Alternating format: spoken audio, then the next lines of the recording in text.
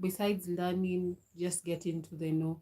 And it's for entertainment purposes. I am not responsible for how you translate it. That's on you. Yeah.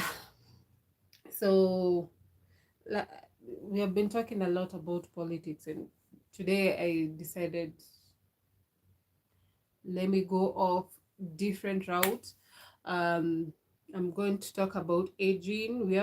I have talked about adulting. Adulting is things that we have to do because we're in that age bracket and we have no choice. But aging is when you just decide, do you want to take that uh, whatever is you're supposed to do, or do you just ignore it, or you have a plan for doing it later on, or you had planned for it in advance, or you just decide to do it your own way. I like the term aging. uh, we used to remember when we were young. We do remember when we were young, we used to see older guys or older ladies, and they didn't have uh, what's called, they could not choose their words. If what they said, that's what they meant, and they didn't care if it offended you or not, if you take offense, or that's not on their own, but you do as they say, or you suffer the consequences sometimes. Another thing that I've noted, as I grow older, I'm accepting it.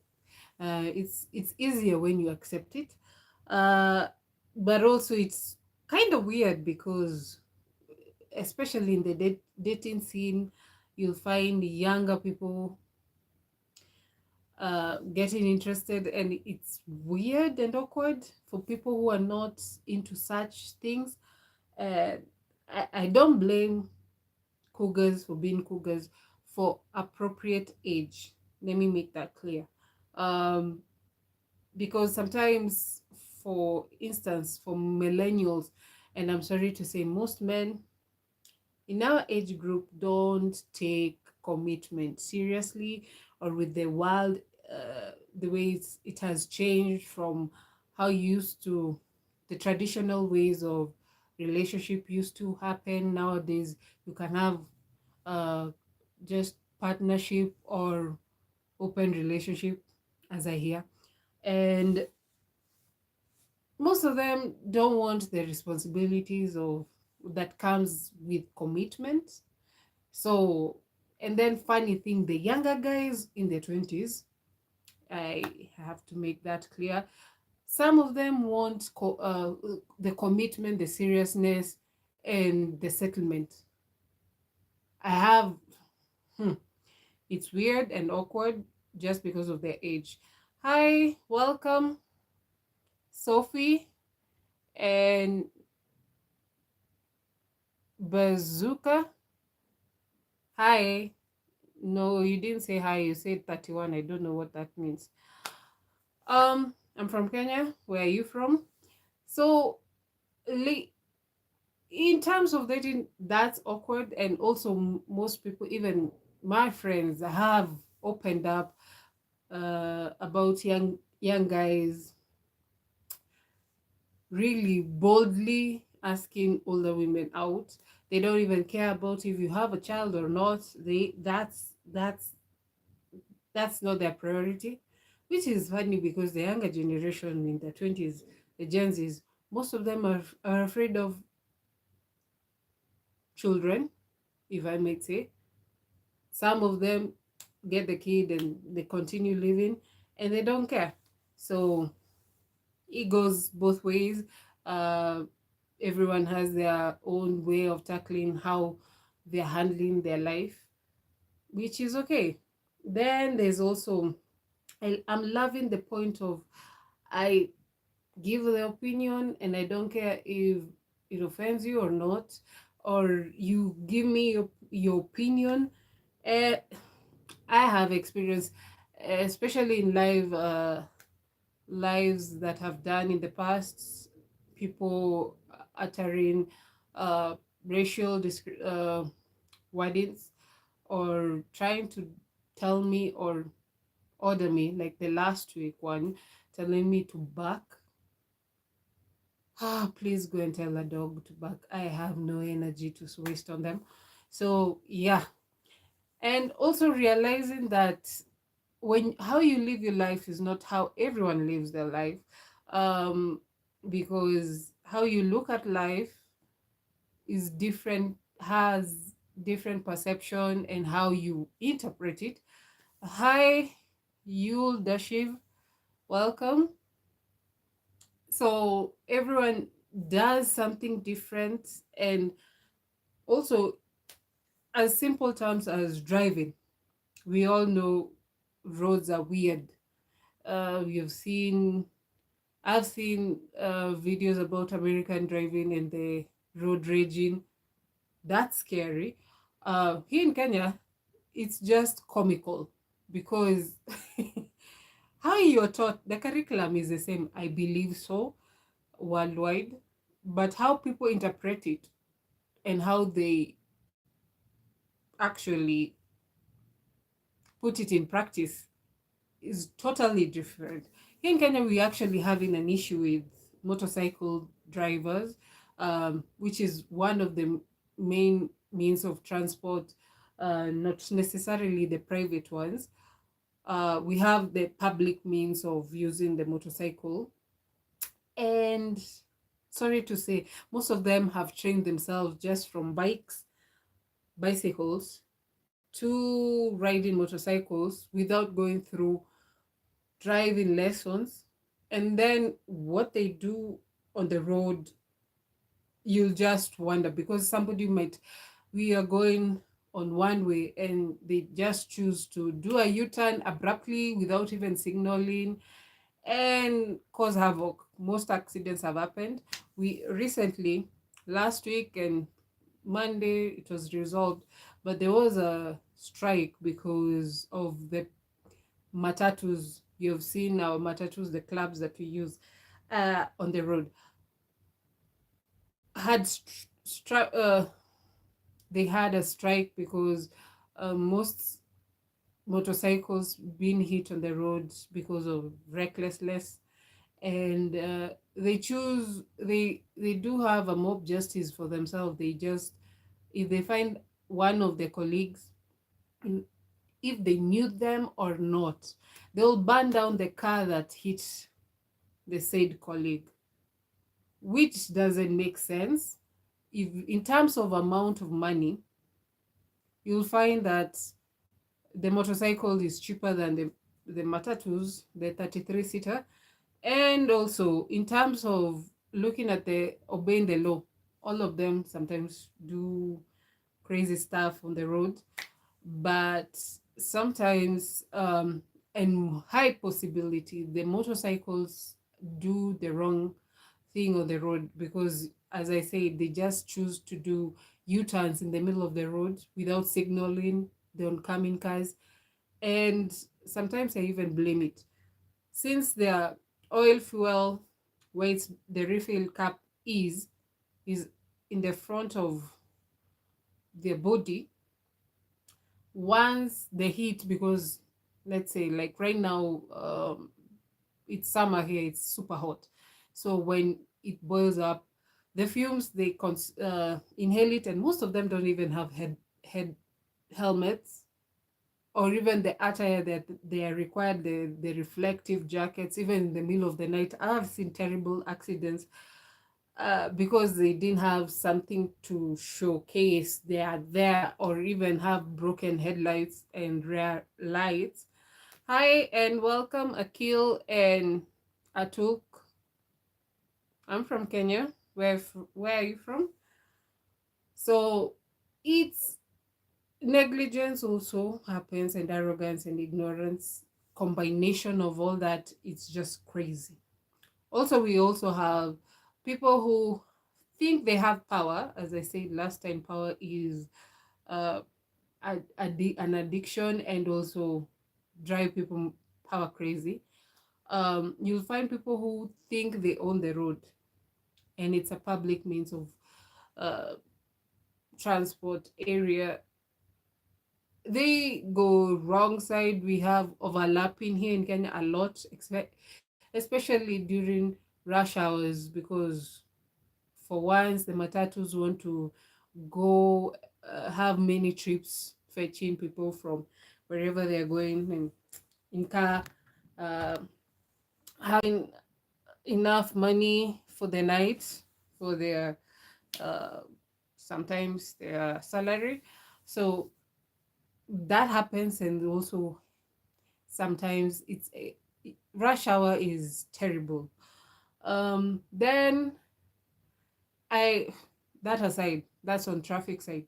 Now we come back to about aging.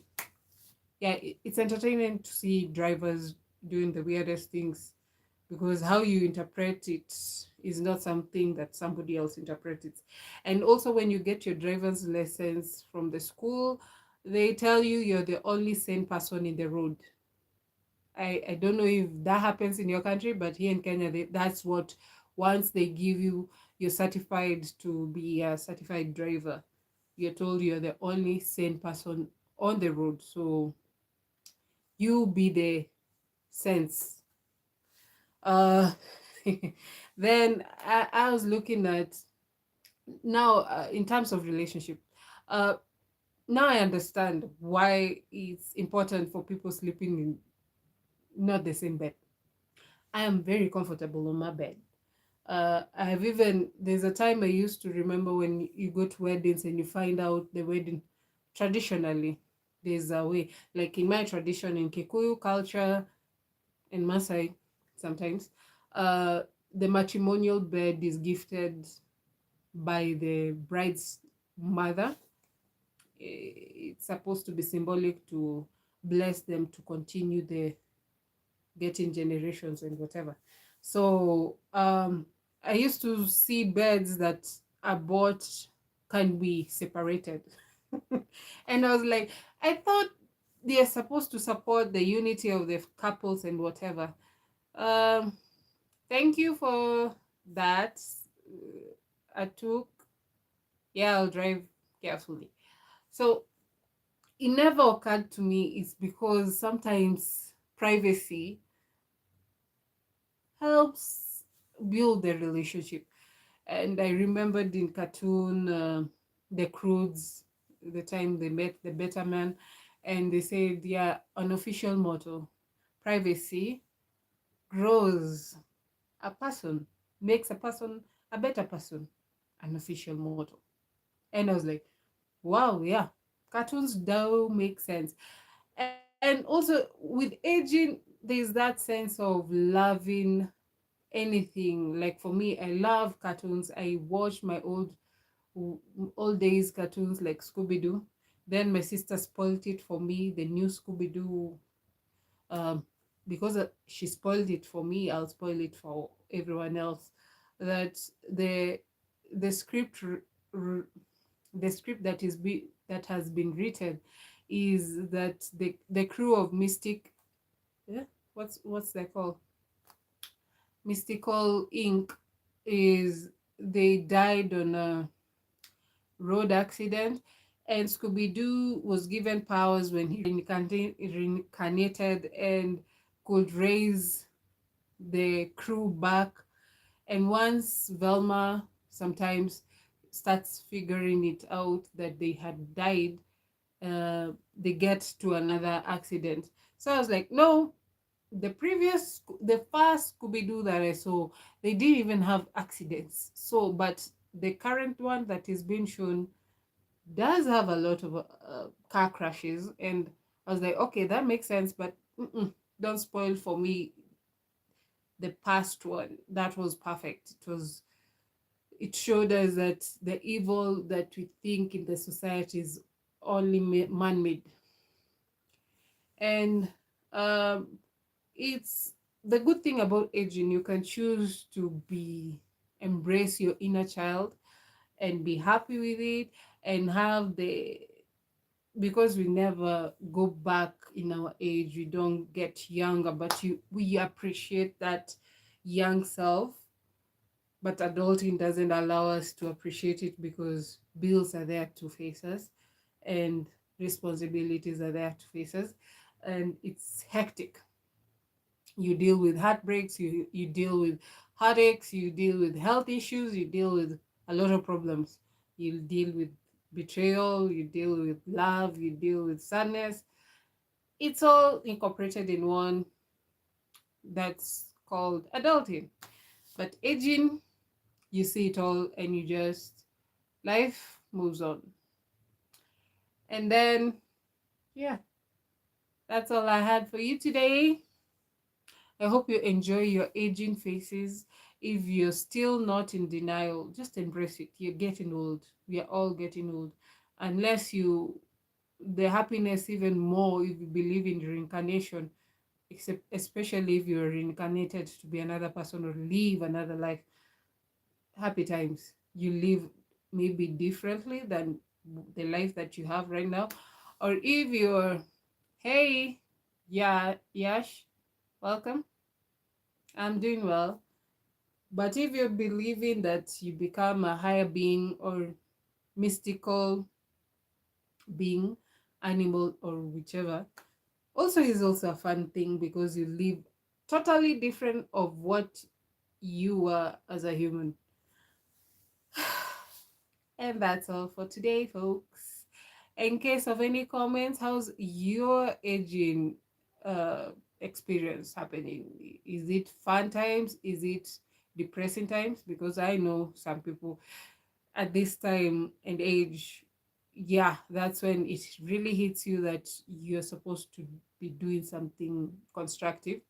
At least this over this weekend, I did something adulting and aging at the same time. I never knew some things will make me excited just to go and see land, potential land that I can own. Got me excited. It was a fun time and I had fun. Yeah, aging is fun, depending on how you look at it. Otherwise, you might look at it and say, oh, that's another thing I have to deal with. Then you remember about the bills that have been passed about land ownership and all that. Can give you stress, but if you're doing well for yourself and you need to reward yourself in other things, property ownership is good. And also, for those who are wondering, our cultures are very diverse. We are about 62 as the last time we counted communities here in Kenya. But the traditional communities that were believed to be there before other communities were accepted and legalized as nationalities here in Kenya. We have Bomas of Kenya for those who want to plan to visit Kenya. They have dances, traditional dances they present. And also there's a walkthrough you can go through and see how homesteads were. Oh, I was pointing out on the separation boards. Now I understand how a traditional, men had their different hats. If they were they were living in a hut, and then in Masai it was a manyata. Men, a man, the man owner of that family had his separate hut, and he had more than one wife. They all had the wife huts placed differently depending on how the culture was. There's a wife who was put next to the entry point. There's another one that the firstborn son was put on the entry point, and or the last wife was put at the entry point or exit point. It depends. No, those cultures, they're shown how homesteads were laid out. And like in Kikuyu and also in Maasai, for us, let me start with the Kikuyu. The Kikuyu, the man's house was called Dingira, and it was centrally placed that they can see all corners of the land, of the homestead, from the entryway, from where the cow shed was or the sheep's were, or where the girl's house, the children's house, they were separate. The girl's children, uh, the girl child's house and the boy child's house, and also the wives, if they were main one, where the wife, like ours, my grandmother was my grandparents' home, where it was different because from my mom's side, they were super traditional. My grandfather had his own house, and my grandmother had his own sleeping quarters. How they got 8 children? Good question. Then on my dad's side, them they were urbanized because they were brought up in town, uh, civil urban areas, and also both of them were working officially. My mom's side, they were farmers. So yeah, that's the difference. My dad's side, my grandmother, they lived in the same house with the children, except now the male children was outside. They had their own house. Then the female children were staying with the parents. That's the only difference. But my mom's side, traditionally, my grandfather's sleeping quarters was next to the entertaining lounge area where in case of functions, that's where the family uh, congregated about and had a talk or stayed and had a nice meal and all. Then next to my grandfather's house was the boys quarters. Then opposite my grandfather, like directly opposite, was my grandmother's quarters. Then there was an outside kitchen. Then the ladies' house, sleeping quarters.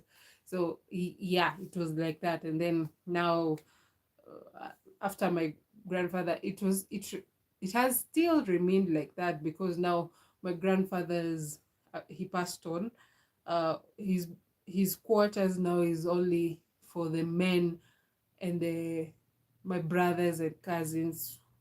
That's where they stay. And then where the ladies used to stay, that's where my grandmother built a house, now the family house. That's where now the lounge is, and that's where the ladies sleep, and where the kitchen is now. It's combined in one house, like modernized. And the structure that where my grandmother was staying is now a store. And the outside kitchen is also a store for, it's a granary for seedlings for planting and all that. So yeah, things change with time, but yeah, the layout was still the same, but still. And then that's enclosed in the with the fence. You can also see that in the homesteads how they were arranged in Bomas of Kenya. I'm not advertising, but just for you to get to know. So you can do the walk around for different communities in Kenya. You have the Taita, the Kalenjins, you have the Luo, Maasai's, um, Kikuyu, Ameru, there's Ambian, Embu, and Bijikenda. Then there's also the only one I don't quite remember if it is there or not, but not probably not because it's a community that grew up through intermarriages of Arabs and the coastal region people. That's the Swahili. I have not seen that homestead there. But anyway, they do perform dances and arts that for you to learn the language and how they perform and also dress the part. So yeah, that's all for today. Hope you enjoy your aging and adulting at the same time. Till next Tuesday. Bye bye bye bye bye bye.